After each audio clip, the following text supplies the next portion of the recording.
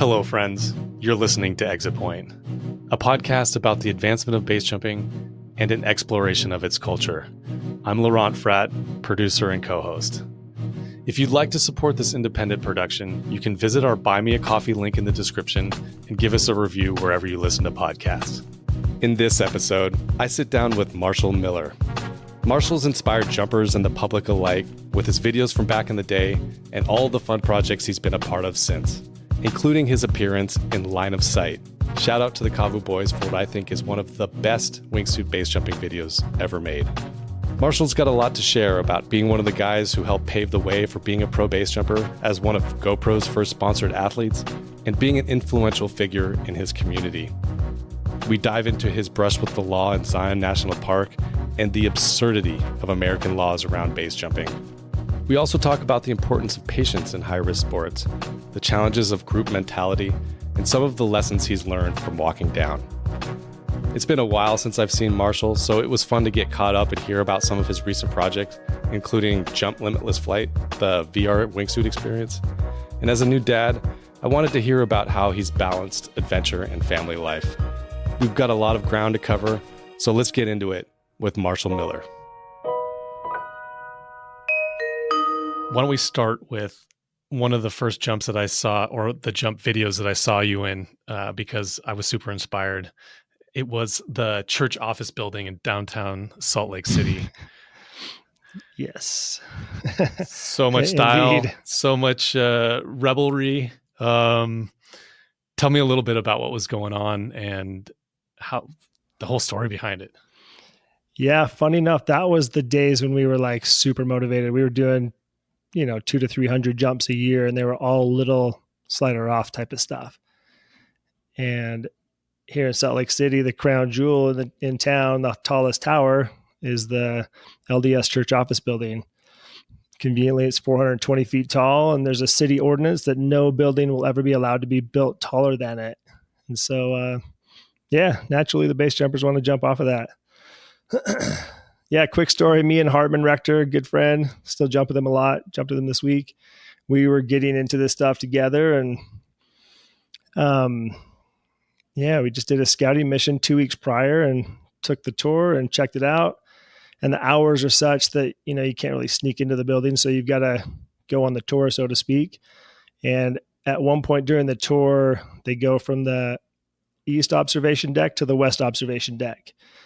And in that transition, and there's a group of like 30 to 40 people typically. Me and Hartman had our rigs on underneath we had some hoodies or something like that, maybe some sport coats looking sharp. But we dipped into the bathrooms, took our coats off, and came walking out. And there was a sweet old lady. She was like 80 something years old, and was like, "Hi, boys. The group is the other way." And we're like, "Oh, sounds good." And went out there, and we had scouted. There was like some pretty intense fences to climb up and over that are overhanging, and we kind of found a weakness on the east observation deck and climbed up there. And Hartman went first, jumped off. I went second, did a nice fat gainer, and landed at our getaway car right below us. And we thought it was a strike mission, all good. But we drove home, and like at 5:05. Pulled into my driveway, and my sister Suzette called, and she's like, you just didn't jump off the church office building, did you?" I was like, "How do you know? I haven't told anybody." And she's like, "Turn on the news." And sure enough, Fox, ABC, CBS, NBC, was the top story was alleged base jumpers at large. And there was a photo of me and Hartman from the actual elevator. Kind of like, I remember vividly like looking at all the corners, like, I wonder if there's a camera in here. And I like looked right at it, and hey. So they had a nice photo of me, and a little less flattering actually, but you can imagine like all the buds were like blowing me up right away. Like, "You're busted." And like, I was still like in my first couple of years of base jumping. So I didn't know it was going to happen, but the officials at the church didn't think it was too entertaining, and they ended up catching up with us like a month later. They would come to my door every day and like knock on the door, and I was like, kids, don't answer that door. It's like, we're not talking to those people right now. And thought I could kind of avoid them. But a month later, they went to my mom's house, and the detective knocked on my mom's door, and she's like, my sweet mom called me, and she's like, hey, there's a nice detective here to talk to you. I was like, okay, enough running around. So send her down. I'll talk to him. And they came down. They're like, so we know for sure it was you. 3 people have specifically turned you in. And, but we don't know who your friend is. And I was like, I'm no rat. I'm definitely not going to turn him in. So, you're the detective. You should do your job. And so, yeah, obviously I didn't turn Hartman in, but Hartman's grandfather at the time was a high-ranking official within the church. And we were like, Hartman, just call your grandpa and get us out of this. And he's like, that's not how it works, dude. So, yeah, anyways, we got caught for that. They tried to give us like a $3,000 ticket. It ended up being like a $300 ticket at the end of the day. But all the hassle around that was, it sucks to get caught. Yeah. But we were on the news, and it was just kind of it was a funny thing. Like, in hindsight, super funny. I'm super proud we did it. Obviously, we're not going to do that building again, but yeah, once we had the sentence, they kind of told us what was going to happen. And so I released the video of it, and I put this hilarious, like, Pink Panther snooping around music to it. And like, it was funny. I'd never actually seen the power of the internet until that video went out, and, it had hundreds of thousands of views in the first couple of days, and the news ended up sharing it. And it's kind of funny. So yeah, if that's the first video you saw of me, we're going to be quick friends. Yeah. I mean, there was a lot of style to that video. There was a style to that gainer. And I just said, yeah, those guys, we need to be friends. Of course. Let's go.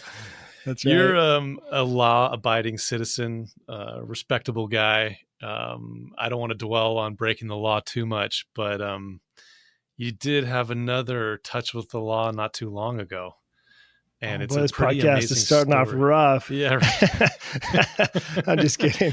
I promise, folks, I am a law-abiding citizen, family man. Yeah. Upstanding citizen for sure. And, base jumping shouldn't be a crime, but it is. And I think it's a pretty fascinating story. So please tell us a little bit about Zion. Okay, starting off with 2 stories of me breaking the law. This is good. Yeah, funny enough, these are actually 2 of my most favorite jumps. And I think something that really appealed to me with base jumping is, remember that feeling you get when you like toilet paper your neighbor's house, or you doorbell ditch someone, or you'd like, you do like mischievous things as a kid. Maybe you're not law abiding. I like that stuff. It's fun. It's kind of harmless fun. Yeah, you're not hurting anybody, but it's kind of fun that someone's going to come catch you and nab you. And I don't know, maybe the Cops and Robbers. I watched too many of those shows growing up, but yeah, Zion National Park, man, that's one of the coolest places on the planet. It really is. It's Yosemite and Zion are, I think, the 2 coolest national parks, at least in the States. And we've been jumping down there for a long time, 10, 15 years. And my first terminal walls were down there. So we jumped there quite a bit. We've opened up a ton of stuff down there, but there's one kind of crown jewel called the Great White Throne. And nobody had ever jumped off it. My dad actually was one of the first guys to climb it back in the 70s. And so it kind of had some value there where, I wanted to get back up there and keep the family stuff going. We went up there like a year prior, and I just went for a climb. It's 1,000-foot rock climb, like 9 pitches of 5 easy, but you can see my dad's old bolts like drilled into the sandstone, and, slings on trees. And it was really cool to go up there and check things out. So yeah, we went back there right during COVID. Actually, the park was closed, and we thought, what a perfect time to jump when, there's no one in the park, no one to see us. We can walk in and walk out. Sounds pretty good. So we didn't think anybody really be working there, but all of the park rangers were actually still working there with nothing to do. And so we took a shuttle ride into the top on the east rim and walked in. It was me and 2 buds. I'll probably not say their names to keep them. I have an Instagram video. Yeah, we'll keep them out of trouble too. But I have a 10-minute video on my Instagram page that like tells the story in perfect detail with animations, and Outside TV did a real good job like telling the story. Anyway, I'll back up. I'll come back to that. Yeah, we got to the top and looked off the edge, and sure enough, there were Ranger trucks in every one of our LZ options. And so quickly, those two boys decided not to jump. They were on a 1-year park suspension, and they were at like a month 11, I think, of that 12-month suspension. So they're like, we for sure can't get caught. And I was like, okay, I respect that. What do you guys want to do? And they're like, well, we're just going to spend the night until those guys leave. And it was freezing up there, like really, really cold. And I was like, I'd rather wrap down in the dark. I'd much prefer to jump if they leave. But yeah, we like set a time, like an 8 o'clock time frame when it was pretty much dark. The cops all left, we thought. And yeah, I zipped up the suit and jumped off of that thing. And it was awesome. It was a straightforward jump. I flew out kind of by Angel's Landing area, landed at a place called Big Bend. And we had gone up the day prior and stashed some bikes, like in one of those culvers under the road, landed right next to that, grabbed my stuff. I decided to leave my gear, my parachute stuff, and wingsuit there up in the canyon and just ride out on, I actually rode on one of those like electric one wheels is what I was on. And as I was going down the canyon, like it was dark and I couldn't see anything except for the 2 yellow lines in the middle of the road. And so as I was cruising down the road, I passed someone like 3-4 feet away from me, and she's like, "Hey, stop." And quickly realized that was a ranger just out there lone dogging it by herself, waiting for me, I guess. Whoa. Sure enough, it was game on from there. And it was like the next 3 or 4 hours of the most fun game of cat and mouse I've ever played. Like 2 rangers were coming up the road, like full sirens and spotlights, just lighting up all the walls. And it felt really hectic, but I was pretty nimble just by myself, no rig, and I could hide behind trees, and I'd wait for the cars to like turn around and go down the canyon a bit. And I'd just jump on my wheel and I'd put like black, like gaffer's tape on the light. So I was stealth mode. And these guys, that there was a moment where I was making my way down the canyon, but there was kind of 4 different cop cars looking for me, and they always had their headlights on and their flashlights out. And so it was super easy to know where they were at. But yeah, anyways, I got out of the canyon. They didn't catch me. And I didn't know what to do. My friends were still on top, so I obviously had to go get them. And we didn't have cell phone reception from where they were at. And so we had a plan. I was just going to go up there in the morning, and I was going to pick them up at like noon the next day. They were going to rappel down. It was kind of the rough plan if they didn't jump. And so I went down that night and got like a $500 a night hotel room where I didn't think they'd suspect anybody be at. And I hid my car behind a dumpster in this like maintenance shop. And I felt really good. I went to bed with a huge smile on my face. But that morning at like 4 a.m., I hear this knock on my door, and I was like, I know who this is. So I looked out the peephole, and sure enough, there was 4 people standing there. And I didn't answer the door for like 10 minutes because I just knew how that conversation was going to go, but they just kept banging on the door. I was like, during COVID, I was like the only person in that entire hotel.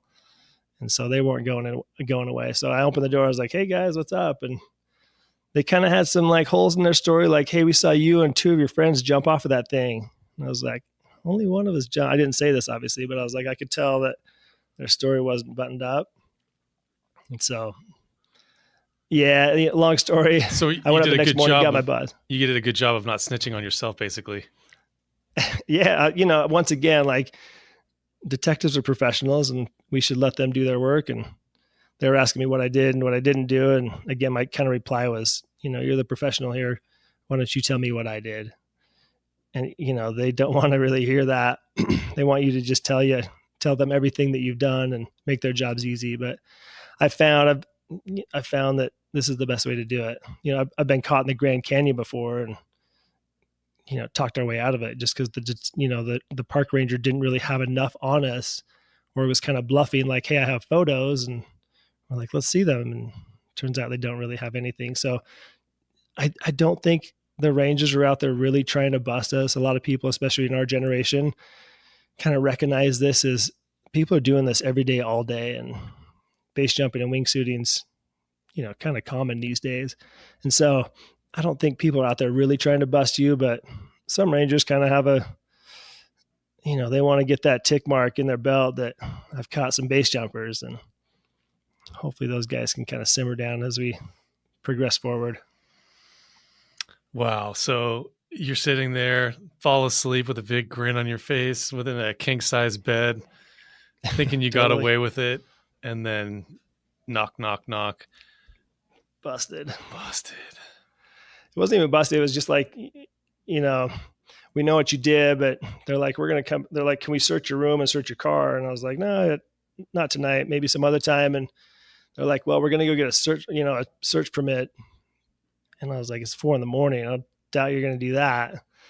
So sure enough, they went somewhere and got a permit like an hour later and came back, and, they searched my car, my room, and inside my car, I had like paragliders and speed wings and other parachutes. And they're like, here it is. We got you. I was like, those are all packed. Those aren't even, I was trying to explain to them that, that's what I do is human flight stuff. And they're like, finally, we caught you. So yeah, to back up a little bit, I drove up the next morning, got my 2 buds.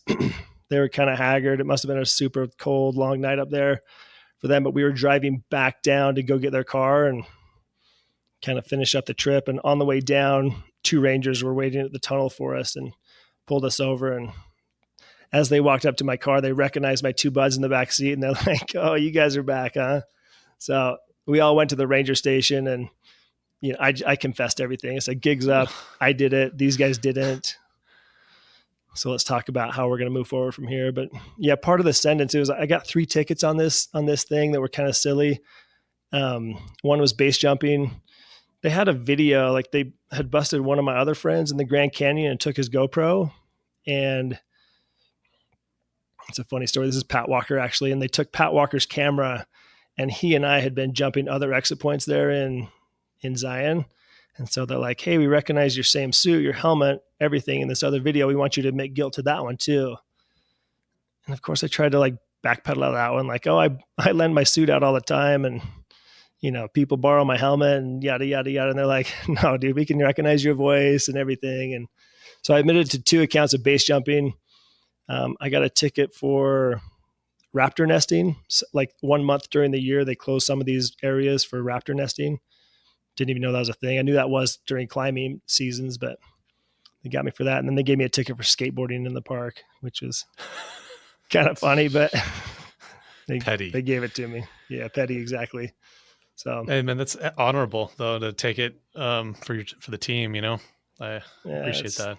Right thing to do, I guess. But yeah, unfortunately, I probably can't jump in Zion National Park anymore as much as I want to. It feels like my backyard. It's a couple hours away, and it's the most beautiful place on the planet. I really love that place. Just what a can't shame. Enjoy it. I know. So you teamed up with Outside, and they I haven't seen this animation you're talking about. So you teamed up with Outside, and they put together this whole little feature about your adventure. They did. Yeah. It's a funny story. I was doing these like weekly episodes with Outside TV and telling stories or different adventures. And this was kind of like the last episode, so to speak. And part of my sentence was I had to do a public apology on my Instagram page, which I thought was really silly. But the officials and the court, through the court system, was like, we want you to use that video on your Instagram page and say that you're sorry for doing it. And I was like, okay, you want me to post my video? That's crazy. If that's what you want, I guess I'm happy to. After, at this point, I'm already busted. And so, yeah, I posted that video, but Outside TV produced this thing, and it was really good. But right before we were meant to publish it, Outside TV got acquired by a bigger company, and they're like, hey, take our name off of this. We can't be associated with this type of stuff. And so I was like, I respect that. So we trimmed the video just a little bit and still posted it. It's on my Instagram page. It's a really funny 10-minute video if you want to check it out. I'll check it out, and I'll link it in the description. That's pretty wild, man. What I mean, talk about petty. They want you to apologize. What's even the reasoning behind that? I mean, how does a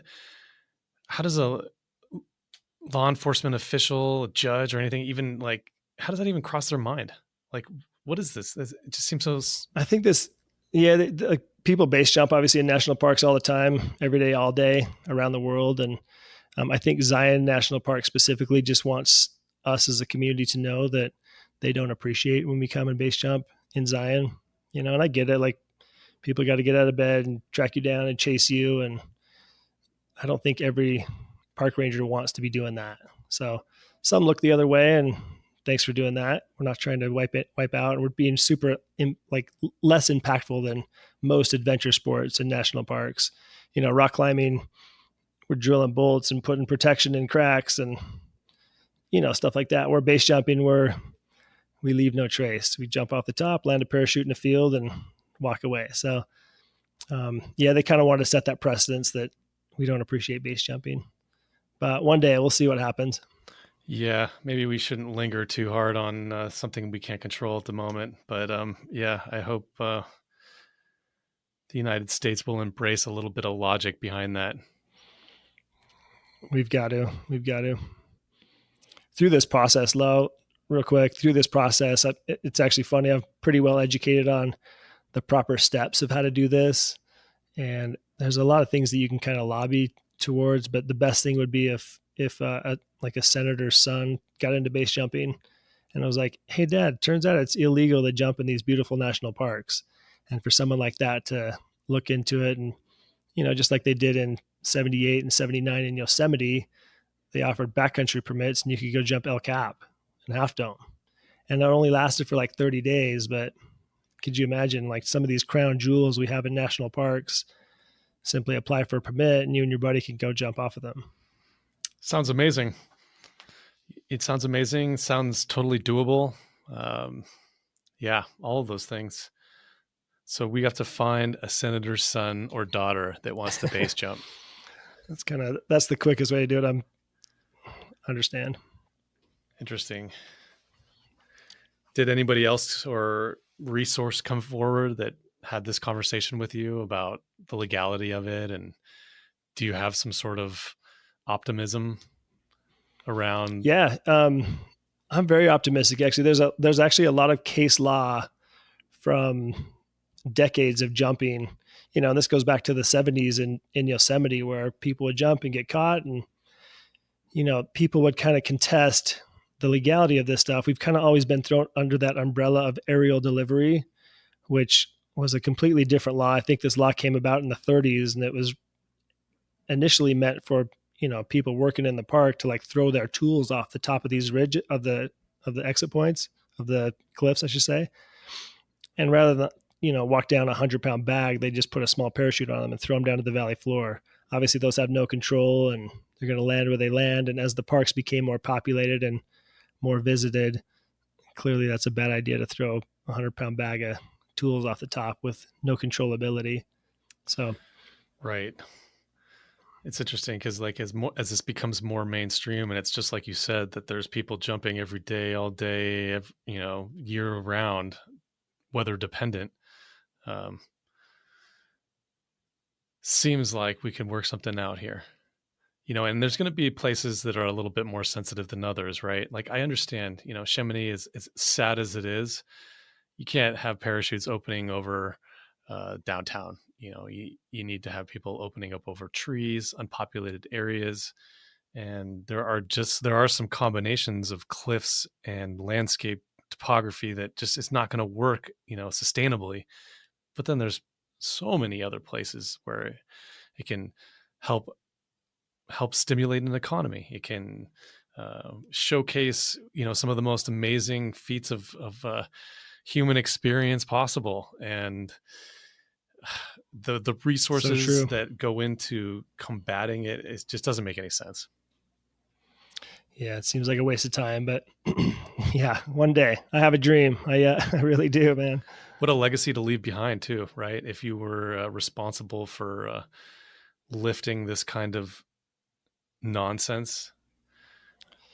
Can you imagine? Yeah, there's a lot of people kind of making that push that have had their own run-ins with the law, and, smarter guys that have money for attorneys, they really start to look into this stuff. And, I don't want it to be us against them at all. Together we can find some sort of happy reunion that makes sense for both parties, and we can do it in a respectable respectable way. I can't go into it with too much detail, but I know that all cases in Yosemite are currently pending, and that nobody's getting tried. It's just basically put on the back burner because of one of the defense for one of the people who jumped set forward, and I think we're just all sort of waiting to see what happens. Someone mentioned this on a base jump the other day. I don't know much of the details, but I have heard something similar to that. I don't want to talk too much about it. I think it was talked in confidence, but I'm hoping that person is going to come on the podcast and give us a full lowdown on it soon, because I would love to hear the story in full. Me too. Right on. So, man, what have you been up to lately? You're jumping all those beautiful Wasatch jumps with your wingsuit, and I want to hear all about it. But I also want to hear your thoughts, because I feel like you've been quite patient around it. Like, you have some spectacular jumps. They're all fairly technical, but have you been patient, or is it just me being naive? No. Tell me about it. Yeah, very patient. Yeah, here in Utah, well, specifically in the Wasatch Mountain Range, we have 10 to 15 awesome jumps, like 3,000 to 5,000 footers that are really, really cool. Only problem with all these, they're all super techie. Techie meaning like a super short start. I went through a phase a few years ago where I made a decision that if I couldn't base jump something in my freak comfortably, I just wasn't going to do that type of jump. Unfortunately, we see so many people wiping out on this progressive end of wingsuit base jumping. And, I got a lot to live for. I'm not trying to wipe out base jumping by any means. I'd kind of feel like a loser if I did. And so, yeah, I remember the boys that roughly 5 years ago, they were opening wingsuit base jumps literally here in my backyard. Hartman Rector, Pat, Richard Webb, obviously Will Mitchell. These guys are out there getting it. Bunch of studs. But yeah, total studs. And I love these dudes to death. I was always so jealous. I was like, oh man, this is literally like 20 minutes from my house, and I can see it out of my front door here. And as I looked at the numbers, I just wasn't comfortable with some of them. And especially like in a freak at the time, just didn't really make sense. And, I have Corvids now, and I've had Auras in the past, different like specific base jumping suits to give you a bit more margin.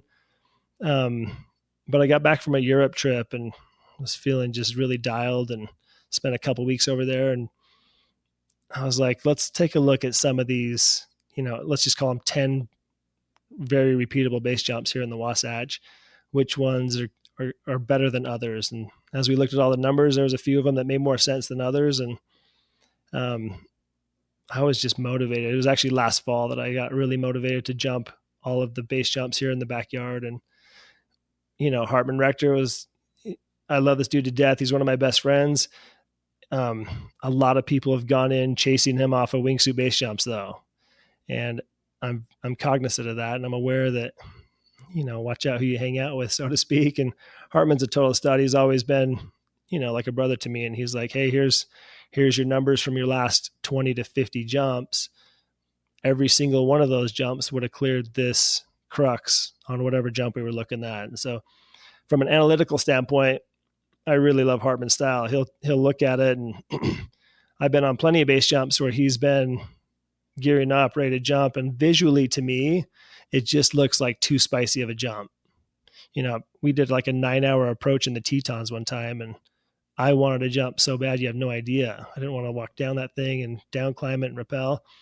And he put a suit on and sent it. And, as I was talking to him in the landing zone, he just has a eloquent way of like, make your own decision. And, as you turn right over that crux, I had 20 meters of range on it. Typically when I have 20 meters of range on a crux, that's, let's call it 50 down and 100 out. Sorry, 50 out and 100 down.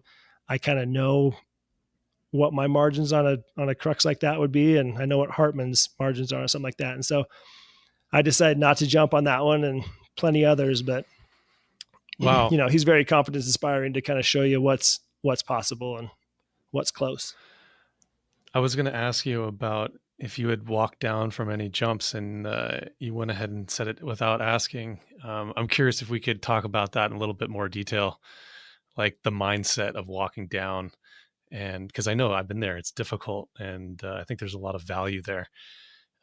So please don't. So true. I mean, tell us in detail, like what was going on. 9-hour approach is like that's quite a consequential walk down. that's just one of many. I mean, I think the hardest decision we make in base jumping is the decision to walk down. Sometimes it's clear, you get up to the exit point is gusting to 30 and you just, it just doesn't make sense. But like on a lot of these wingsuit base jumps, it's typically a much longer approach than slider off stuff. And you get up there and you realize you can be back at your car in 3 minutes and you really want to jump. I mean, that's kind of why you walked all the way to the top of this mountain to begin with, is to kind of enjoy your dessert on the way down.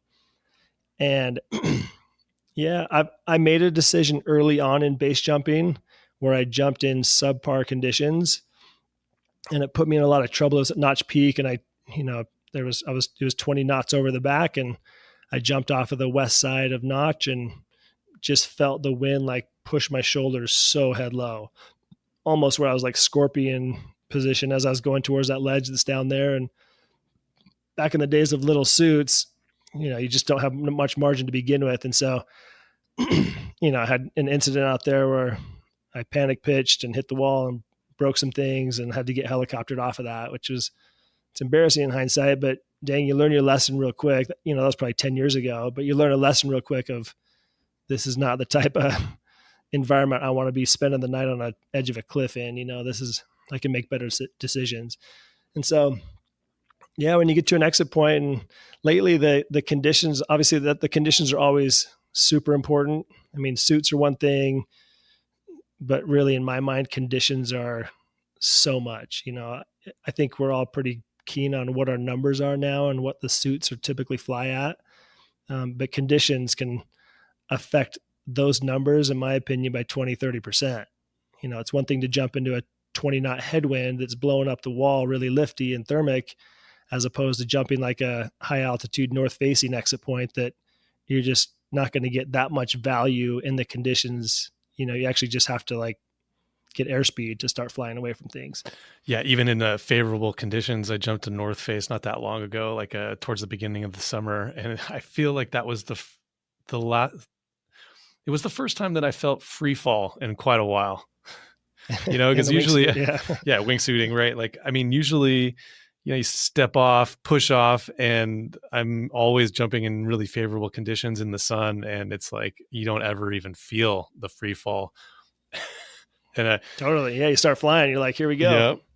And this one was like, oh yeah, you can fall base jumping sometimes.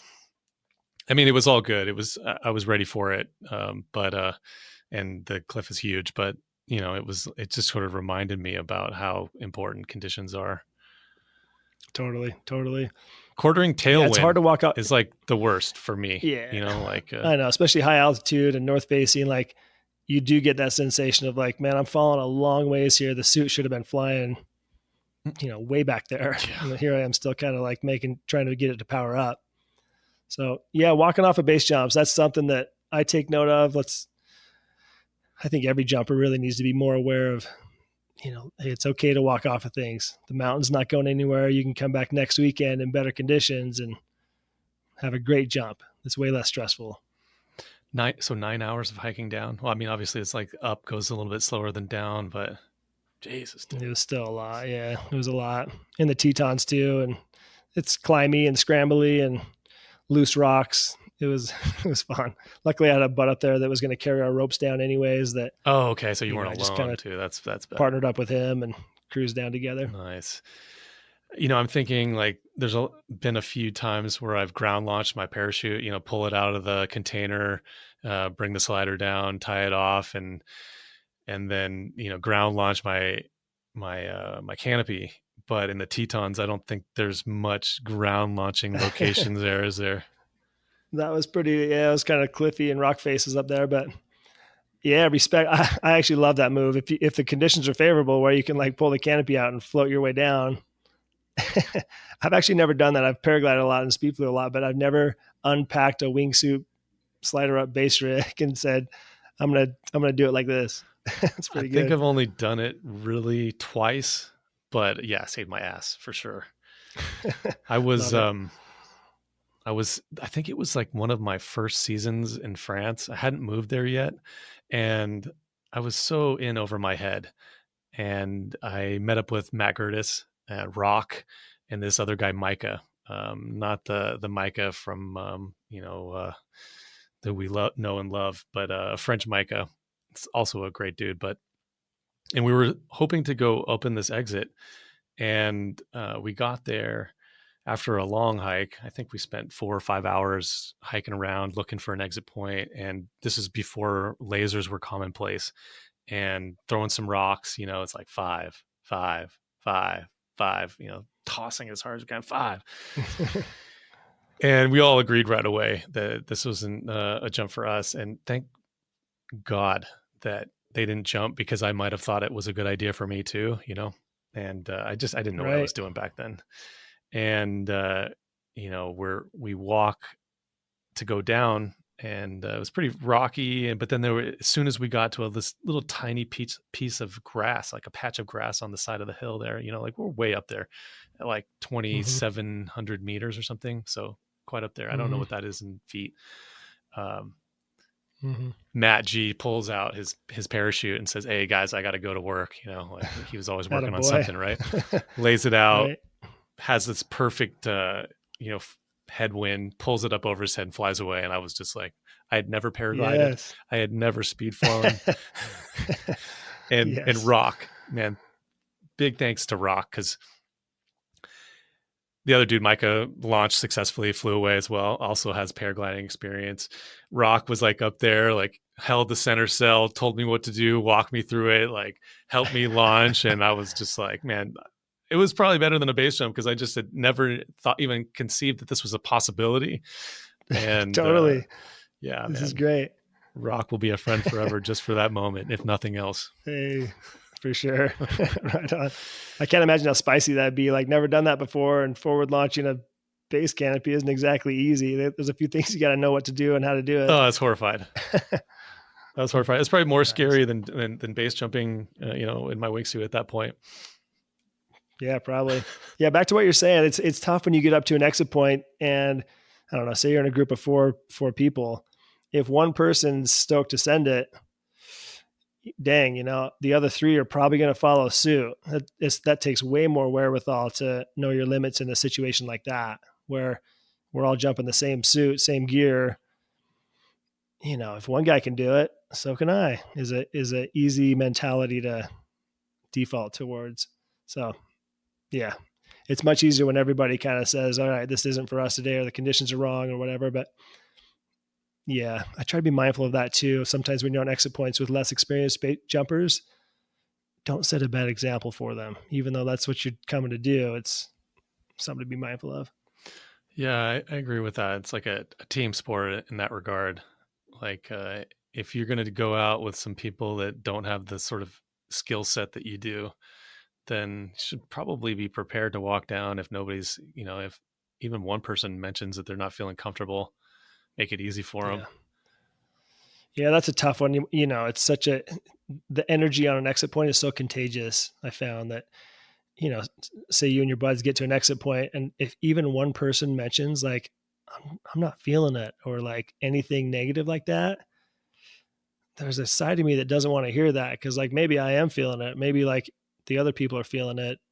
It's a tough thing to hear, and it's a tough thing to say, but yeah, it is a team sport, but there's a lot of people that solo jump a lot just because they want to be in their own headspace and deal with their own emotions and feelings. And I respect that too.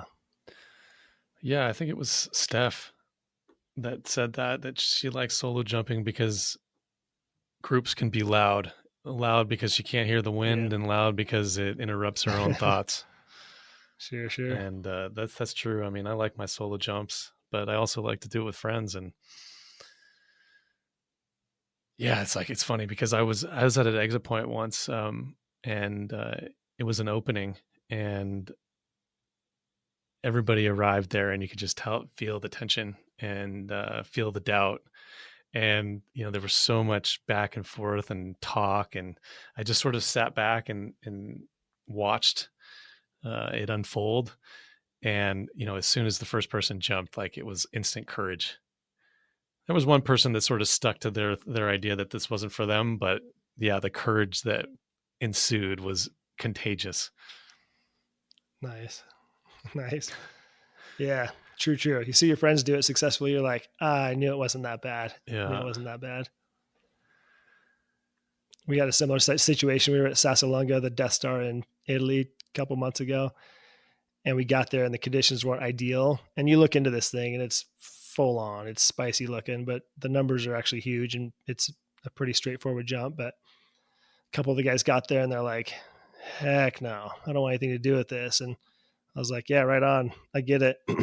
But a couple of the guys were like, we've only got 2 days here and I really want to jump this. When I was here last year and didn't jump it. And yeah, people started teeing off of this thing and everybody made it look good. And we were talking to people after they landed and it was just fine. But yeah, that group mentality can sway things quite a bit.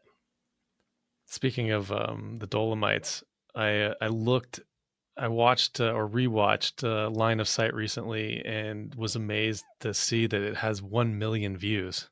I mean, that's amazing for a base jumping video. Yeah, right. Yeah, good on Kavu, good on you guys. You did a really good job of sharing the joys of jumping. Can you talk a little bit about this project and what went into it? Yeah, of course. It's in my opinion, Line of Sight it's just such a good documentary of wingsuit base jumping and Agreed. what we're doing up there and how we're feeling and different exit points and kind of the vibe around everything. Yeah, this was a trip. It might have been 2 years ago, something like that. That we were going to the Dolomites. We've been going there for the last 5 or 6 years every summer, and it's one of my favorite places to jump. And we have this cool heli boogie set up over there. We have a helicopter for 3 days, and we've kind of created this tour around it where we go to Lake Garda and warm up at Brento and have a bunch of really fun jumps around the lake there. Then we go to Sass-Pordoi and then to the helicopter, and then we finish in Colfosco, where some of those more spicy Piz de Leche type of jumps and the Death Star are. It's an awesome trip. But this trip is funny enough. It was actually my 20th anniversary with my wife. And I was like, hey, she was coming with me the whole time. And it was supposed to be kind of a fun anniversary trip, which Kabu was like, hey, we're going to send a filmer photog with you guys and see what you think. I was like, perfect. The guy that came with us is a total stud and he'd be a good dude to have in the mix, but he's a great filmer photographer, Brady Mickelson. And he edited that video, produced it, and just did such a great job. He'd kind of interview us at the right times and get our thoughts and feelings on things. And yeah, that's one of my favorite videos. Like if people are like, what's one of your favorite videos to watch? I always refer them to that one.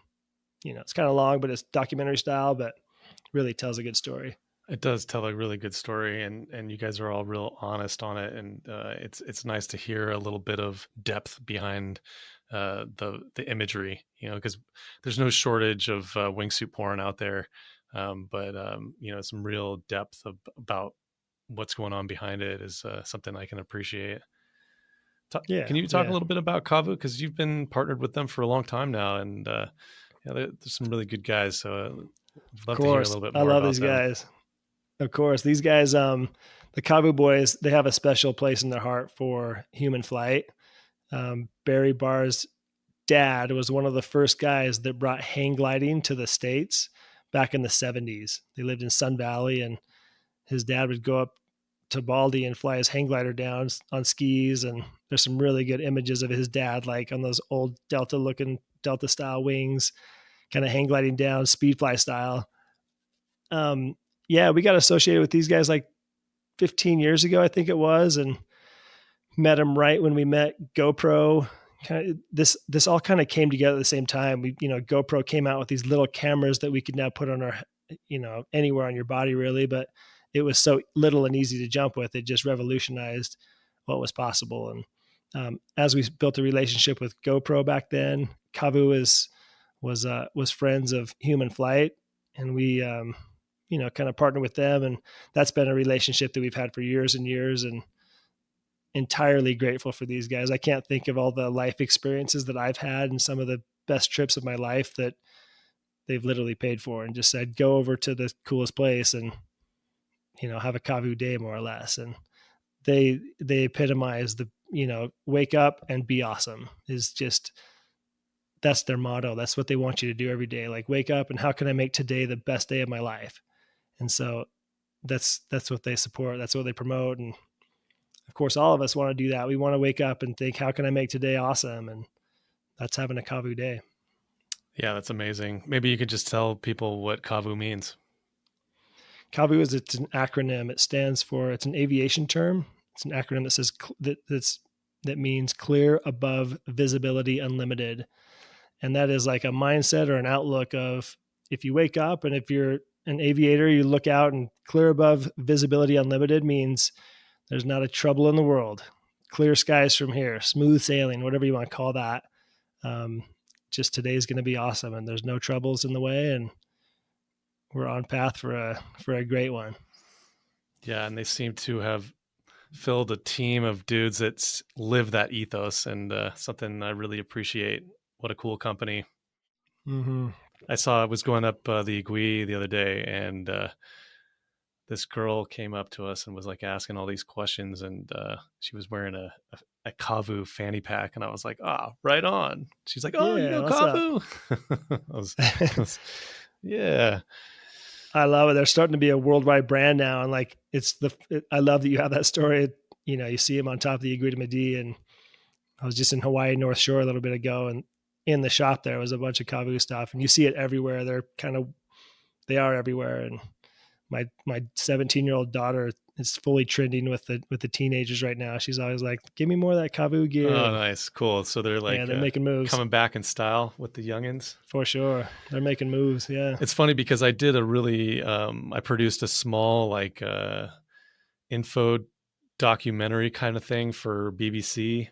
And, it was shared by one of our Japanese members, broadcasters. And it's funny because NHK, that is, and Barry and his Japanese partner that, one of the retailers over there was like, showed it to him. And then they hit me up and they're like, oh, look, we saw this on, there was somebody who was wearing a Kavu sticker and there was wingsuiting. And I was like, yes, this is so cool. I love it. Yeah. Support these guys. They really they support our game. They support human flight. They support people out there trying to have a wonderful day and live their best life. Everything they stand for is awesome. You've been someone that I see who's been successful as a professional athlete in, these human flight sports. And I think it's not easy. And there's not a whole lot of people out there that have done a good job with it. And, I think there's this misconception that like, hey, I want them to give me something. But really being an athlete and having a partnership with a company like that is really about is providing some value. Can you talk a little bit about this for maybe people listening that are interested in being pro and want to partner with some interesting companies and how to approach them and what's the sort of value that you can provide? Yeah, of course. I appreciate you bringing that up. I actually get this question a lot. I've had handfuls of messages like this all the time. Like, hey, how do I get started to be sponsored? And a lot of jumpers out there, they're good at it. They want to make a run and kind of get paid to base jump and paid to be rad. And you have to look at it from a business standpoint. You have to look at it from a value position of like, it needs to be a win-win relationship. Just because you're the raddest dude on the planet, not a lot of companies are just going to send you all the money you've ever dreamt of to be rad. There's so much more that comes with that. Your personality, your name, image, and likeness is what people really need to be on board with. And so if you're out there spreading good vibes and you're doing cool stuff, and you're just a good person, you're going to be much more inclined to work out a partnership with a company than if you're out there just doing rad things. And so, It's a funny question.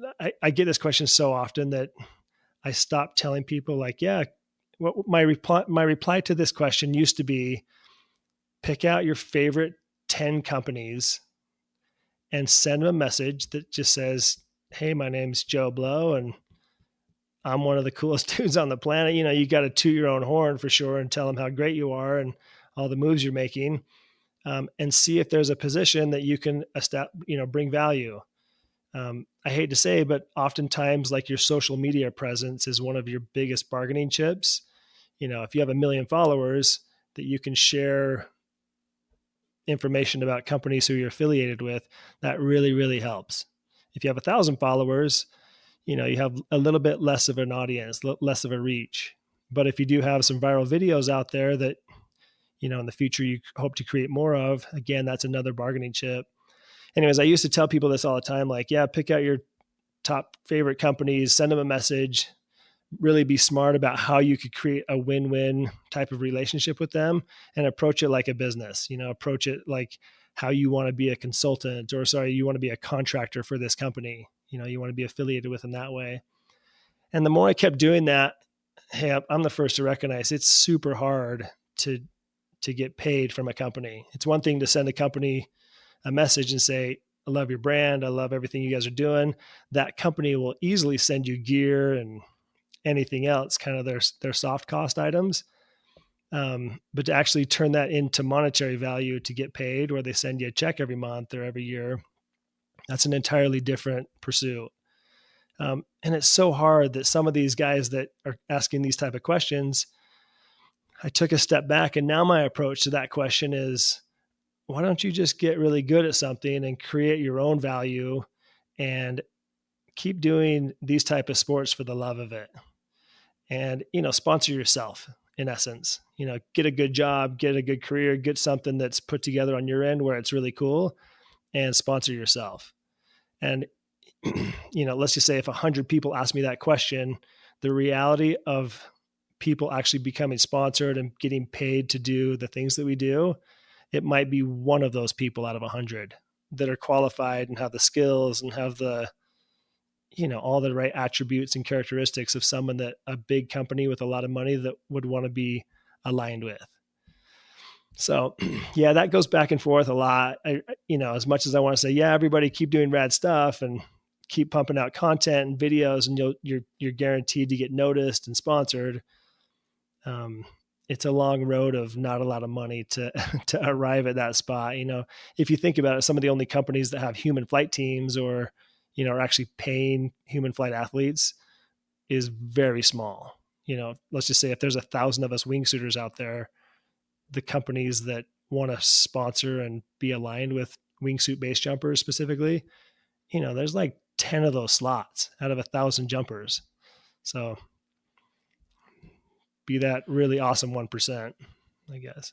Yeah, it's not an easy road. Yeah. What about sorry, go ahead.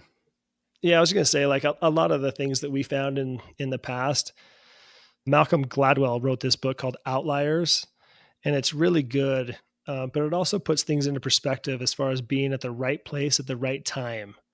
And so he talks about Bill Gates and how like he got his start, and computers and the internet were just barely coming out when he was motivated to make moves in that industry. Same thing in wingsuit base jumping and human flight. It was the days of social media was just becoming a thing. The power of the internet, like GoPro cameras, YouTube. This was all very fresh and very new. So there just wasn't a lot of content out there at the time. And so it was kind of like a little bit of a shoe-in because we were some of the more active jumpers and we were kind of handy with social media. We were handy with these different outlets of producing content. And it was an easy value position to present to companies that, hey, we've got these resources, we've got sponsors like GoPro backing us. To get sponsors at that time felt pretty easy. So yeah, with on the cusp of all that stuff coming out, it was just a good time to, go make a jump, film it in a different angle that nobody had ever seen before. And people are going to be super interested in checking that out. Whereas these days, we've got 360 cameras that you can get every shot you've ever dreamed of. And, we've all seen those type of shots before and we love them, but we're all using the same camera now and kind of getting the same shots. With like the overabundance of the shot, where do you think, or maybe where do you focus your content creation? Do you have a message that you're trying to send, or is there a kind of vibe that you put out with your material? That's a good question. I think when I go film jumps, I know a lot of us like to think that we're the most hardcore dudes on the planet because we zip into a wingsuit and jump off a cliff.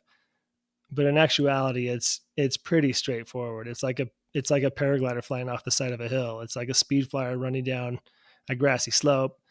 We all kind of exit the top of the mountain, land at the bottom with a smile on our faces, and really we're out there mostly to enjoy nature and to enjoy the outdoors and the mountains. And oftentimes we're there with our friends. And I get way more out of walking up a mountain for a few hours and descending however you will with whatever sort of wingsuit or parachute or speedwing you've got, and being in the LZ with my buds. And those high fives and those smiles are the most genuine that I found. Yeah, wingsuit base jumping is pretty rad, but there's a lot more than just that. I used to watch these videos of the Norwegians and watching like Tom Erik and Espen and Yoke and some of those early boys. When they would land in the LZ, they were like little schoolgirls just going off and jumping around and high-fiving each other and hugging. And I longed for that. I was like, whoa, these are the dudes I want to be hanging out with, because they just did something so rad and their energy is so, so elevated that I got to check this out. So I was very inspired early on to wingsuit base jump, just watching the Norwegian boys get after it on the regular. And they're still doing it. Like, look at Tom Erik. He literally jumps every day. He goes for huge hikes. Follow this guy on Strava. He's a total stud. Oh, he's an animal. And he's still like that same giddy little girl on the exit. And like, you love to jump with this dude because he's so much fun to hang out with. Yeah, and I made a jump with Espen not that long ago, and we were like in the clouds, wasn't sure we were going to be able to jump, and yeah, we were so stoked when we landed, and high fives and hugging and everything like that. So yeah, the energy is still there with those guys for sure. I love that so much, man. I mean, that's really why we do it. I look at these sports as like, it's a great descent tool. It's really fun to go for a physical hike and get to the top of the mountain and fly down however you wish. And when you get down to the bottom, you just did something really cool. You bettered yourself. And, that's always a better scene than when you started. So let's do more of that, and let's do it for a long time. Before we leave the professional topic, there's a lot of people that have been finding success through public speaking. And I know you've done some. Maybe you could share a little bit about the way that your presentations go, what you talk about, and your whole thought behind it. Yeah, you bet. Public speaking initially kind of came to me. Hey, look, I turned 40 something not long ago, and I'm in my years of understanding that I need to be responsible to better myself for the years to come. And now's the time to do that. And so I saw a lot of like professional athletes, they were making this shift from what they were doing previously to public speaking. And we've got some great stories. We've got good messages to share, but there's something that has always drawn me towards things like this. And it's just like wingsuit base jumping. If I'm watching a video and never have done a wingsuit base jump, that looks so scary. Like I'm inspired by that. I want to check it out. I want to investigate what actually goes into it. And I'm scared of a wingsuit base jump, especially before you do it. And I have these same feelings towards public speaking. Imagine standing up in front of 10,000 people and, putting your best foot forward and telling all these guys how to live their life and how to be their best selves. That sounds really intimidating to me. And so I was quite inspired by that. I'm a big fan of overcoming your fears and, making moves and facing your fears and getting comfortable with, scaring yourself. You're scaring yourself often. It's good for us. And so I looked into public speaking, kind of made some moves towards that with the help of Cedric and a lot of really other key people that have been very influential to me, and they've made successful careers themselves in public speaking. And I've done quite a few speeches around the nation, and I like it. I have a really good message that I share with people, and the message more or less is based on facing your fears and kind of connecting with your core, finding out what drives you in life and kind of those core principles that, we call them pillars that make you who you are, the things that really are truth to you, and like building on those things towards a better future. And those are some of my messages that we talk a lot about. Another one of my messages is saying yes. Think of the times that someone calls you up and they're like, hey, do you want to go do this adventure? You might hem-ha about actually saying yes to that or doing it. But every time you say yes, think in hindsight, think of those times that maybe you said yes and you necessarily didn't want to. You're always more stoked that you did say yes, because that's how we build memories. And it's a lot of these memories when we're 100 years old, we're going to look back on our lives and be so thankful that we said yes to adventures and said yes to experiences like that. So yeah, the public speaking thing is really fun. It's something that I really enjoy to do. I view that career now as something I'm probably not going to pursue, as far as, that's not my next money maker, so to speak, but it's something that I really love to share my message with, anywhere from small youth groups to business conventions and everywhere in between. Yeah, I think that even if it isn't your career or your full-time gig, just having a little bit of experience sharing in a professional setting some of the benefits that jumping has brought to you, I think is beneficial. And just having this conversation, how many times have you met a new person and they find out you're a base jumper? It's just like, you can either have a real genuine conversation and share something special with this person, or you can be like, yeah, like I'm a jumper, blah, blah, blah. Like it can go in one of two ways. And I think that focusing intention on the benefits is a real powerful thing. It is. I love that saying of, how do you know who's a base jumper at the bar? He or she's going to tell you is the answer to that. It's so true. We love to talk about how rad we are and what our hobbies and pastimes are. And I don't know why base jumping just comes out so easily with a lot of us.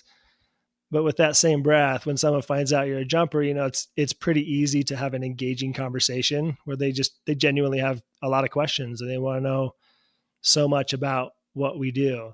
But take that moment to make sure that's a positive type of a positive engagement with that person. It's a great opportunity to kind of shine some light on them, show other people that through facing your fears and adventures and stuff like this, that, you're going to create these memories that really make life fulfilling. And so I'm a big fan of that. Like every time you meet someone, try to leave that a more positive situation. I used to have this goal that I want to love 10 billion people. That would be in essence every person on the face of the earth. And if you could look at every one of those people and find a little bit of love for them, think of those road rage situations or the moments where someone's annoying you, and hopefully you can put that behind you and just find a little bit of love for those people. And as they talk to you, it's pretty easy to connect with them and find out ways to make their life a little bit better and share some light with them. Yeah, for anybody that's listened to a few of these episodes, know I like to ask questions more than I like to talk. And I usually like to turn it around where, not everybody needs to put the intensity on an 11, right? Like that just happens to be my shit. And, it can be public speaking. It can be going to talk to that pretty girl. It can be, asking your boss for a raise. And these are all like sort of hurdles that we encounter, right? Where we have to do some box breathing, calm our nerves down, rely on our training and trust that we have the confidence it takes to do it. I think that's the powerful message that I like to share with people. For sure. Yeah. More people like that makes the place much better. What about balancing family life? Do you feel like it's been a challenge? Do you feel like it's been a positive aspect of your life and your family life? Because there's a lot of people that message us after episodes where we have dads on and we're like, oh, we really love this. I want to tell more. So please elaborate a little bit about what it's been like being a dad and your relationship to jumping and facing danger. knowing that you have to support a family. Yeah, for sure. Just to start off, the first and most common question that my wife gets when, they meet her is, how do you let your husband do this? You know, and I think you've got a different situation because your wife actually does this too, but it's an interesting one. Right when I got married, I got into paragliding in my young 20s, and we were just kids and just figured like, hey babe, I'm going to go learn how to fly these things off the mountains. And she's like, okay, whatever that means, be safe, I guess. And I, you know, I wiped out paragliding like 3 months after I got into it. The worst wreck I've ever been in. I like shattered my femur, my pelvis, 4 of my vertebrae. I broke both my arms. I couldn't run my wheelchair. It was actually like such a disaster. And so I just didn't know what I was doing in paragliding. Just thought it was really fun to like pull on the toggles and like have a big swing set, and like didn't understand everything that goes into that. The typical case of intermediate syndrome just got me really good. And so, as I'm laying like in a hospital bed at my folks' house for 6 months, I had a lot of time to reflect, to be like, okay, pump the brakes a little bit on some of this stuff, and realize that your wife is literally here, like taking care of you at every beck and call. Like, you can't be doing this. And so, yeah, I recognize that I'm the provider in the family, and my wife and I have 2 kids, a boy and a girl. But I was flying paragliders before they were born, and it's just something that I've been doing forever. And so we're all kind of comfortable with what we do. And as people look at our relationships, I think an outsider who's, not into flying or not into adventure sports will look at your relationship and just be like, how do you do this stuff? And how are you comfortable with this? And how are you okay having kids? Like, shouldn't you be more responsible? And that question kind of annoys me. Like, yeah, trust me, I'm not trying to wipe out doing this stuff. I'm actually just trying to live the best life possible.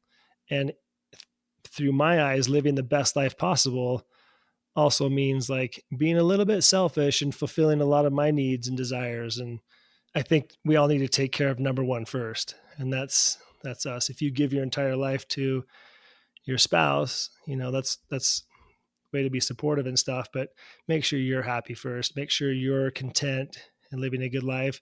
That way you're just so much more full and have more to give, more to express, more to be there for other people. Yeah, we did talk about, when people ask about how do you do this? How do you, they'll ask your wife, like, how do you allow him to do this? I think the people or the partners can recognize that they do this because they love it. And you should see these guys when they come back from a trip or a jump, they're stoked. They're super happy and they're content. And now they're much more present when we're together, and, they kind of got a fix. So that's definitely true in my relationship. Ellen can see the fun meter. When I've been working too much and the fun meter is low, she's like, you got to go for a jump or something. Go get out there. Because I'm a better person. Like literally I'm a better person, and I'm a better dad. I'm a better employee. Call it what you will. It makes me a better person. Yeah, it really does. There's something to be said about that, get out there and enjoy your life, for sure. The more you enjoy your life, the more light you have to share with others. And you should be speaking about this more so than me. You have young kids and your wife's a jumper, and I'm sure you get this question all the time too. Yeah, I do. I have a lot of confidence in my wife. She makes amazing decisions. She sticks to her ideals of what is safe and what isn't. And she's unwavering. Like the other day, she walked down because she left her phone on the car, and she left her bag, ran down to get the phone, came back to her bag. And I think it was 45 minutes later, just sort of had like this uneasy feeling about making mistakes, and was like, oh, I'm going to walk down. Yeah. And respect, I was like, Ellen. wow, that's nice. Atta girl. Yeah, for real. And, maybe I'm wrong, but I feel like a lot of the times the way that we practice the sport, meaning like going for an hour and a half to 2 hour to 3 hour hike, getting to a big exit point with a huge rock drop, zipping up our suits and flying away, pulling high. There's a lot of room for things to go wrong, but I think it's a lot safer than the general public sees it. Most definitely. Yeah. I'm not saying that it is safe. The safest option obviously is not to do it at all, but it's I see it as sustainable. Yeah, I love it. I was in Switzerland a few weeks ago, and there's a couple in Switzerland. They're in their 70s, and they wingsuit. I don't know their names. I forgot. They wingsuit base jump together. I don't know why. I was so inspired by that. This is like a lifestyle sport that we can do for a really long time. Yeah, I mean, if it takes a lot of personal awareness, as you know, right, and staying true to what you think is right. Like your example of only doing jumps that are applicable in a freak is a good example of that. And I think that we all need to set our own standards. I mean, there's been plenty of times in the last 4 years when I started being a dad where the guys I jumped with before were going to a different exit point that didn't fit my ideals or my risk tolerance. And I'd love to say that I just confidently said no and walked away, but man, it eats at you. It eats at you because you want to run with the boys. Yeah, let's go. And it's hard. Want to hit it hard. And but unfortunately, some of those guys are not here anymore. And it's like it's really difficult, or at least it's been difficult for me to say like, no, this is the sort of box that I'm staying in. This is what feels right for me. And sometimes I push those edges a little bit, I get a little dirty, get a little naughty. Yeah. But it's happens. Like when everything lines up, when I'm feeling great, I've slept well, and just had the perfect cup of coffee, took a dump before I left the house, like I'm feeling good, fit, and everything just sort of lines up. And I don't have any like misconceptions of like I'm invincible or that this is like, but I also like my dad died of a heart attack at a early age, and I want to live my best life, and I don't want to, I don't want to be lying on my deathbed with regrets. And so it's a balancing act. And, I'm just hoping that like Yuri, who I just recently chatted with, that when it just doesn't feel right, I just won't do it. Keep it simple. How awesome is that? Yeah. Hopefully we can all have that wherewithal to know that no jump is worth dying for. I mean, wingsuit base jumping in general, it's a super dangerous thing to do. You're right. If you want to keep it totally safe, don't do it. But I'm a true believer that if we have these parameters and know our limits, we can safely stay alive for a long time doing this. And it's like tennis. It's like golf. You can truly enjoy this your entire life. Yeah, I mean, generally you're a pretty positive person, like you have like this general aura of stoke, like every time we've hung out and done some cool stuff together, it's just like, man, smiles for miles. And but I know you've been through some darker moments. I know that you've lost some friends, and maybe you could share a little bit about how you've dealt with some of the darker aspects of the sport. Yeah, that for sure happens. It's a conscious effort to be a happy dude. I wake up in the mornings and I intentionally say like today's going to be a good day, and I think about how I can make it that way.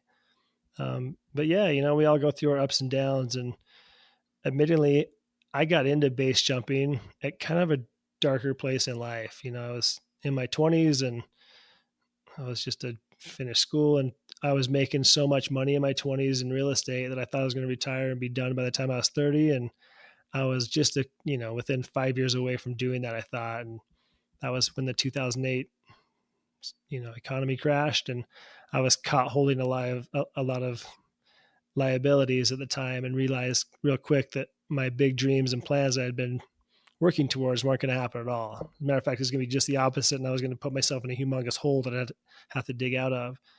And so, I got into base jumping back then. Like, I don't really care. Like, I do care. I had a kid at the time. My oldest son was around, and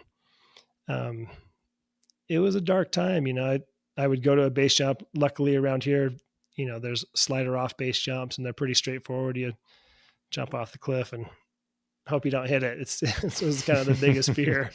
And so, but as I got into base jumping, I kind of found this whole new zest for life and this energy and like this enthusiasm to do this more, but like to live and like stay alive and be able to do a lot of these air sports and other things that we like in life for a really, really long time. And so, even though I got into base jumping at kind of a darker time in my life, I really want to give base jumping credit for helping me find so much joy. It's insane to me. The places that paragliding, base jumping, speed flying has taken me around the world.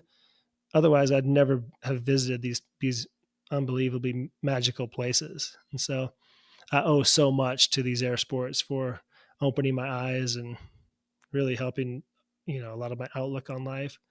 But yeah, as you base jump and as you fly and go through these years of this type of stuff, inevitably you're going to know people or have very close friends that are going to make a mistake, or they're going to be the most cutting edge progressive dude in that time frame. And, again, that's the danger zone, is if you're the best, most progressive wingsuit base jumper on the planet, everybody knows, or no one's going to be surprised when you find the basement, so to speak. And it's a tough position to kind of tell your friends like, hey dude, you're pushing it, or you're way too comfortable with doing a barrel roll down a pretty intense line or something like that. And so it's really hard. I'm a cowboy too. I want to run loose and let my hair down and go wild, but we have some things to live for. It's one thing to be a young single dude and not a lot of cares in the world. It's a completely different thing to be, more responsible and like have people that rely on you and need you in their lives. And so it's good for us to recognize that, there's a lot more reasons to stay around than to go somewhere else. And so got a few extra passengers riding that wingsuit with you. It's true. That's a great way to look at it. Keep it safe. What, have you had some of these conversations? I mean, I'd be bound to have, but like some of these hard conversations with friends who are pushing too hard. Yeah. I actually hate to be the guy that like pumps the brakes on people. I see a lot of people like at our age kind of get into coaching and mentoring and doing base courses. And that's literally the last thing I want to do. I don't want to like be someone's mentor. I'd rather be like, your best friend and your support group and like your cheerleader. I want to get to an exit point with you. And, I have a lot of young jumpers right now in their 20s that have been like, show me the ropes, show me how to do this. Like, take me to a spot, teach me how to do this. And like, I'll refer them to Chuma or somebody if they're in Europe with Maori, and like set them up with who I think is one of the best base jumper instructors, and kind of put them on this path. And like, I've got a really good outline for people just to be like, okay, take these steps. And when you're ready to do this, I'd love to join you for your first one, or I'd love to join you when you're, proficient at this stuff. And I love that, but I don't want to be the dude that's like, hey, be careful. I know a lot of people like the base jumping community. We have this weird thing where if you have 200 jumps and one of your friends or somebody gets into base jumping after you're somehow like the all-knowing, most powerful base jumper on the planet. And you're super critical of like that jumper that just got into it. And, admittedly, I was maybe a little guilty of this when I first got into it, that new jumpers would get in, they do something sketchy, and I'd be like, those guys are going to wipe out any day now. But, it's kind of a shit position to say that about somebody that's just getting into it, maybe even 6 months after you. We should be way more supportive of those guys. And, if they are doing something crazy, if they're doing one too many flips off the bridge, just be like, hey, that's pretty uncommon to do 7 backflips at the bridge, maybe do 5 is cool. But if you want to go wild, like do it. But, talk to people that are really good at this and have been around for a long time, and, they'll tell you kind of what's up as well. Yeah. I wish I could say that I haven't been guilty of that too, like especially living in Sham and seeing all the people coming in and wiping out. Like you say, it's like, I got pretty critical, like I think I found It's myself easy. as that judgy jumper a I little bit know. longer than I would have liked. My attitude has Sure. completely changed now. Like I don't have enough energy to share with those people. It's just like, okay, well, It happens, bro. Yeah, it um, happens. but yeah, um, those conversations are pretty important, and they're pretty big moments in some people's lives. And I definitely have just bobbled the shit out of it a couple of times. And yeah, I think it's important to support those people, that are basically our younger selves. Yeah, totally. You can imagine like if you and I were on an exit point in our early days of base jumping and someone came up to you and they're like, dude, how many skydives do you have? Or like, how many times have you flown that suit? Like if someone said those things to me on the exit point, that's the last thing I want to hear. Like, I want you to tell me like that suit looks so good on you.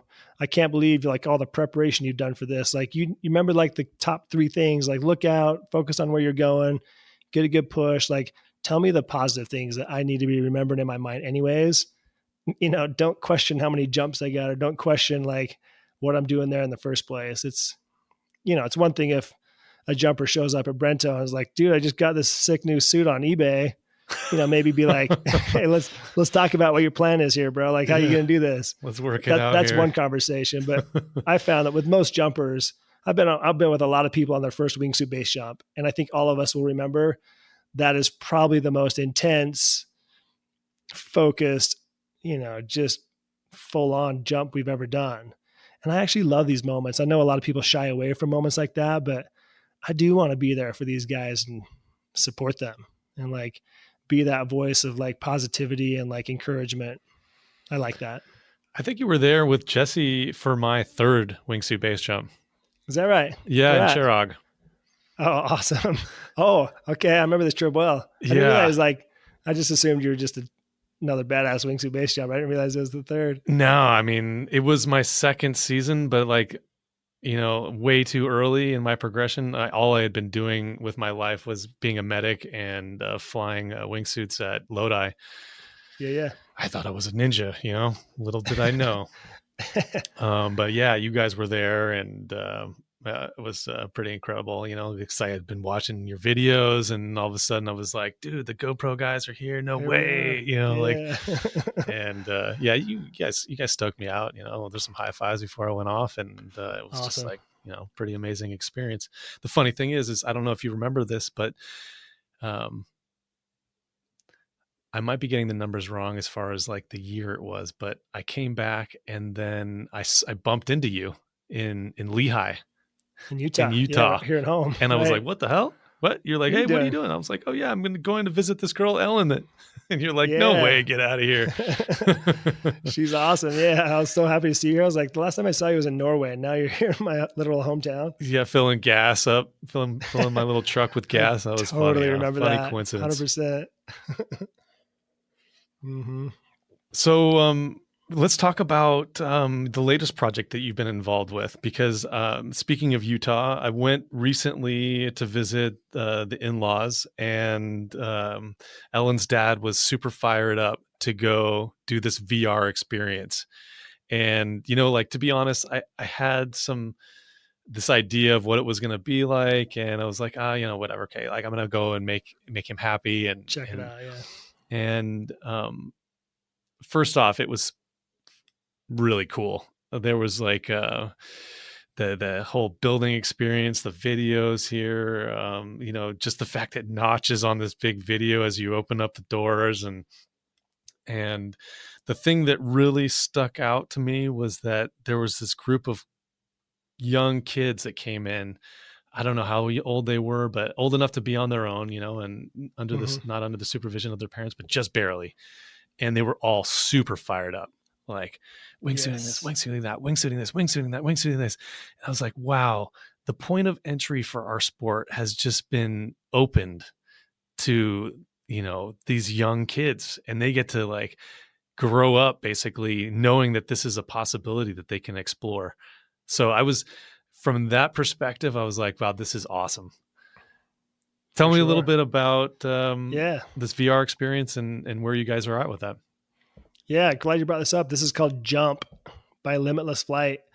And this concept came about like 5 years ago. I remember vividly, I got home from a trip in Europe and came back, and you know how stoked we are to share our videos with our close ones. And I was showing one of my good friends some videos over there, and he had started a virtual reality company prior to this, and he was partnered with Disney and MGM and Paramount, some big companies around here, and was just going to sell this company and have a bunch of money. Um, but he was like, there's way more creative side of this stuff that we can do. And his partners were like, we're already paid, dude. We don't need to be creative anymore. And so he had this desire to continue on the creative side. And he's like, I can build a wingsuit experience so we can stand on the edge of a cliff and jump off and fly the suit down. And so we partnered up. I have a small interest in the company that I'm proud of, but this is something we've been working on for a long time. We had a prototype for a long time, and now we have a facility here in Utah. We have a facility in New York that's under construction, and we're raising a bunch of money right now to open locations in Vegas, LA, Dubai, London, all over the place. So, you know, we've got some big plans for this company. But when I first heard about this, that we could make a virtual reality wingsuit base jump experience, I think a lot of us hardcore jumpers are like, yeah, right. You know, this is going to be cheesy. Like, I'm the only cool dude on the planet. You know, nobody can jump in here and do something like this. And so I was a little skeptical, but the more time we put into it, this experience is actually so rad. You know, you get to the place, you zip on a real squirrel suit. It's currently based on the Funk style suit right now, but you legit put the suit on. You walk into a bay and there's like a pretty good sized ledge that you are meant to jump off of. And the beautiful thing about wingsuit base jumping is like there's no tethers, there's no bungee cords, there's nothing like that you can feel. And so we really want to like have you in the experience. When you put the headset on, you can't feel any tethers or harnesses or safety systems on your back. And you do 2 or 3 jumps in this experience. The first jumps, you're in a skydive plane, you're in a C-130 Hercules, and the tailgate just drops down and you see like clouds and like mountains below you. There's a fan. There's there's wind in your face. You have to step up to the edge. Like my heart was beating. I was like, I started getting an adrenaline spike with it. That's what I'm saying. Yeah. So the exit in my mind is like 90% real. You have to walk forward in the simulator, which matches up perfectly with what you see in the headset. And all of a sudden you feel the edge with your toes, and you know what to do. You put your toes just over the edge a little bit and like get a good grip, because that's where you're gonna be pushing from. And as part of the gear up process, the attendant in jump is like putting a harness on your back that you can't really feel the tethers on. And so you're on the edge and you're meant to jump. And as you jump out of the plane, you know, you jump out of the plane, and then we've kind of set it up as Rebel Aces style, where you fly through the flags and kind of figure out how the suit flies. And hopefully you get pretty good at it there, good enough at least. And then you land on top of a mountain, pack your parachute up real quick, and then jump off of the mountain again. So you get 2 or 3 type of experiences like this. And don't forget that detail if there's somebody standing there at the exit point greeting you. Who's that? Yeah, when you land from the skydive, you'll see Virtual Marshall kind of standing there on the base jump exit point, greeting you with a smile. And what's really cool about this, we just went to Switzerland here like a month ago, and right now we have Notch Peak, and we have 6 different exit points out there at Notch Peak that you can jump from. But, you know, we want more locations and more, you know, cool places to fly. So we just went and filmed the Eiger, Monk, and Jungfrau, and all of the valley jumps. And we filmed all this. We we hired Air Glaciers and gave them like $500,000 to fly this entire, you know, photo reel area for quite a while.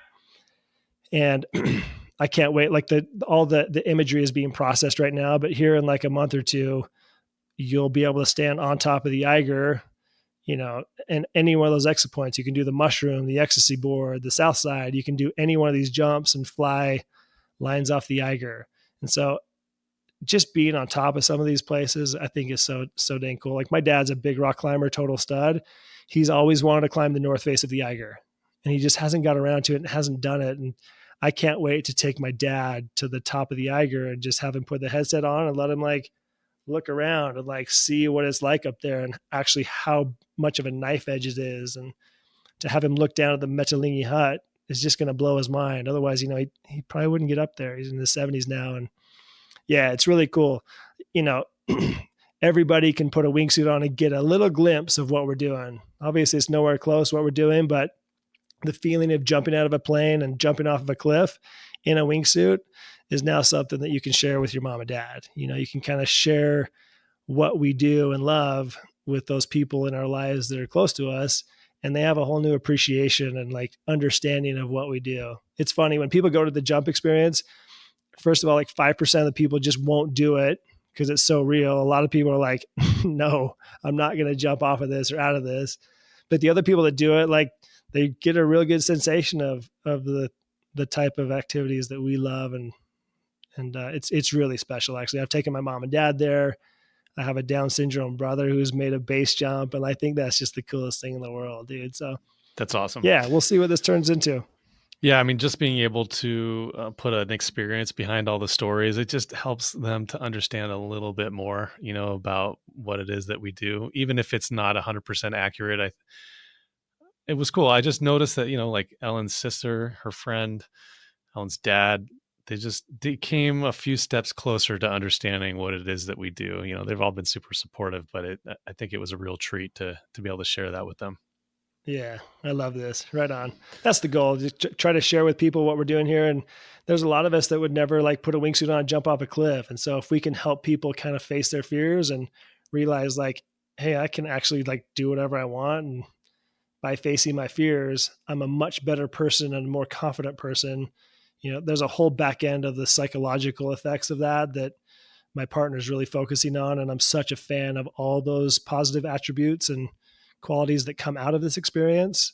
That conversation's for a different time. You should have him on the show actually. And he's got some beautiful insight on the things that we as jumpers are accomplishing by facing our fears. That is fascinating to me. He can speak to it much better than I can. Cool. Well, let's line it up. You bet. But we're sort of running out of time here. I want to hear before we go what is in store for you in the future and what keeps you coming back? Coming back to air sports? Coming back to air sports, zipping up that suit and all the fun stuff that we do.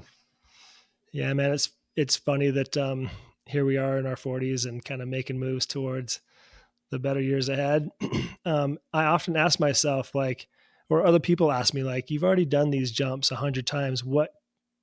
How do you stay motivated to keep going for that same one? For me, there's a big fitness side of this. I love to walk up a mountain and be out there in nature and feeling closer with the oneness of everything. And I like that we have a simple descent tool that gets down. And so I'm not trying to be a hardcore wingsuit base jumper. It's never been my goal. I'm not trying to be the best speed flyer out there, but I love that we have these bag of tricks that we can go enjoy the mountains and get off the top of these things pretty easily. So as far as what's next in air sports specifically, I'm super motivated right now.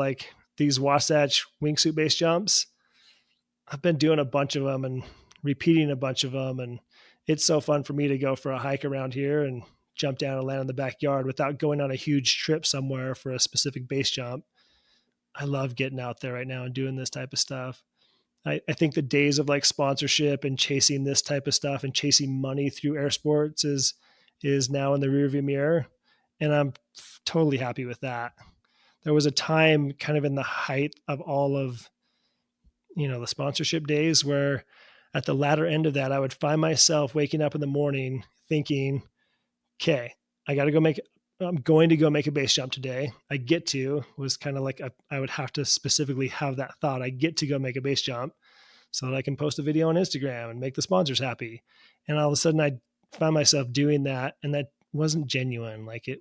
I wasn't really going. Yeah, I wanted to go and I appreciate the motivation to go, but now it's quality over quantity is probably a better way to look at it. If I can do one really awesome wingsuit base jump a week, that is of more value to me than 10 slider off jumps around here. So it's kind of what I'm looking forward to. Right on, Marshall. Always a pleasure, bro. Yeah, great to see you, dude. It's nice having you on the podcast, and great catching up with you again. You too, brother. Look forward to hanging out sometime soon. We hope you enjoyed this episode. If you have any thoughts about what you've just heard, please don't hesitate to hit us up. A big shout out to Mark Stockwell, our sound mixer and co-producer. We love you, man.